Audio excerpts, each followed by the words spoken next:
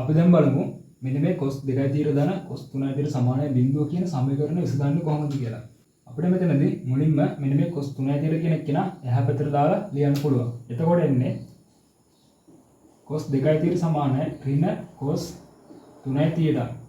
අපිට මෙතනදී මෙන්න මේ ඍණ ලකුණ අයින් කරගත්තා නම් cos වල විසඳුම් සූත්‍රය යොදලා මෙන්න මේ සමීකරණ විසඳන්න පුළුවන්. cos වල විසඳුම් සූත්‍රය යොදන්න කලින් අපිට මෙන්න මේ cos වල හැසිරීම ගැන දැනගෙන ඉන්න ඕන. ඒ කියන්නේ මෙන්න මේ විදිහට ගත්තාම පළවෙනි වෘත්තපාදකයේ තුල සීලමු කෝණ ධන. එතකොට දෙවෙනි වෘත්තපාදකයේ තුල sin. තුන්වෙනි වෘත්තපාදකයේ තුල tan. විතරයි ධන. හතරවෙනි වෘත්තපාදකයේ තුල cos ධන.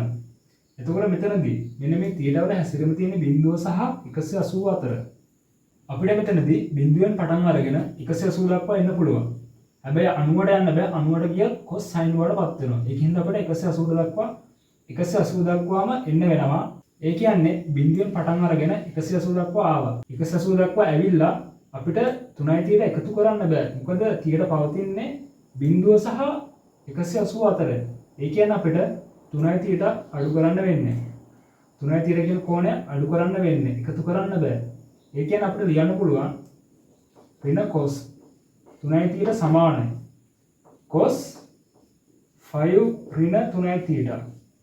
මේ විදිහට තමයි අපිට මෙන්න මේ cos ඍණ cos 3යි තීර කෙනෙක් කියලා හදාගන්න වෙන්නේ. දැන් අපිට මෙන්න මේ cos 5 ඍණ 3යි තීර කෙනෙක් කියන එතනට ලියන්න පුළුවන්. cos 2යි තීර සමානයි cos 5 ඍණ 3යි තීර. දැන් අපිට cos වල විසඳුම් සූත්‍රය භාවිතා කරලා මේ සමීකරණ නිකම්ම විසඳන්න පුළුවන්. 2යි තීර සමානයි 2n5 ධන හෝ ඍණ 5 ඍණ 3යි තීර කියලා. මෙතනදී n කියන එක කියන ආයත වෙන්නේ නිකිල කුලකයට.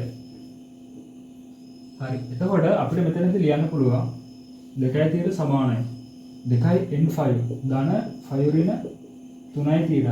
ඒ වගේම 2යි තීර සමානයි 2n5 ඍණ 5 ධන 3යි තීර.